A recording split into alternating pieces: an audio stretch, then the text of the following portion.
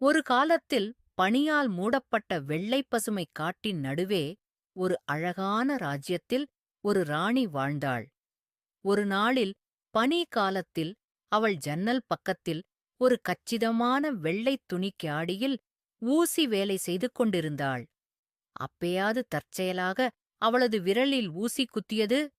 ரத்தம் சில துளிகள் அந்த வெண்மையான பனியில் விழுந்தது. அவள் அப்போது ஒரு ஆசையை கூறினாள். எனக்கு ஒரு மகள் வேண்டும். பனி போல வெண்மையாகவும் எபனி போல கருமையான கூந்தலுடன் ரத்தம் போல சிவப்பான உதடுகளுடன் இருக்க வேண்டும். மாதங்கள் கடந்து அவளுக்கு ஒரு பெண் குழந்தை பிறந்தாள். அவளுக்கு ஸ்னோவைட், அதாவது பனித்துளி என பெயரிட்டார்கள்.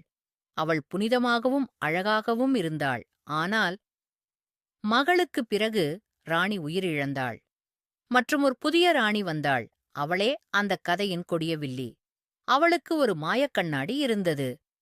ஒவ்வொரு நாளும் அவள் கேட்டாள், கண்ணாடி கண்ணாடி, சுவரில் ஒட்டிய கண்ணாடி, இந்த உலகில் மிக அழகானவள் யார்? கண்ணாடி பதிலளித்தது, நீதான் ராணி, நீதான் அழகில் முதன்மை. ஆனால் ஒரு நாள். கண்ணாடி பதில் மாறியது, ராணி, நீ அழகிதான், ஆனால் ஸ்னோவைட் உன்னைவிட அழகி என்று கூறியது. ராணி கடும் கோபத்தில் ஒரு வேட்டைக்காரனை அழைத்து ஸ்னோவைட்டை காட்டுக்குள் அழைத்துச் சென்று அவளை அழிக்க கட்டளையிடுகிறாள். ஆனால் வேட்டைக்காரன் சோம்பலான மனதைக் கொண்டு ஸ்னோவைட்டை காப்பாற்றுகிறான். அவளுக்கு காடு வழியாக ஓட சொல்லிவிடுகிறான். ஸ்னோவைட் ஓடி ஓடி ஒரு சிறிய வீட்டைக் காண்கிறாள். அது 7 சின்ன மனிதர்களின் வீடு. 7 குட்டி மனிதர்கள். அவர்கள் அவளை வரவேற்கிறார்கள். ஸ்னோவைட் அந்த வீட்டில் சுத்தம் செய்கிறாள், சமையல் செய்கிறாள், அவர்களுடன் வாழ்கிறாள். ஆனால் கொடிய ராணி அதை அறிகிறாள்.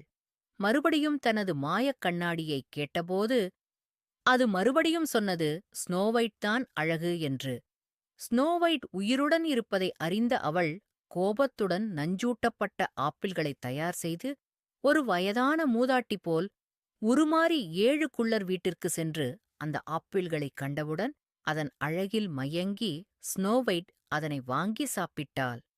சாப்பிட்டவுடன் சுருண்டு விழுந்தாள். விழுந்தவுடன் 7 குள்ளர்களும் ஸ்னோவைட் இருக்கும் நிலையைப் பார்த்து அதிர்ந்து போனார்கள். ஸ்னோவைட் இறந்ததை உறுதி செய்து 3 நாட்கள் தொடர்ந்து அழுந்தார்கள். அவளது உடலை ஒரு கண்ணாடி பெட்டியில் சுற்றி எல்லாரும் பார்க்கும்படி செய்தனர்.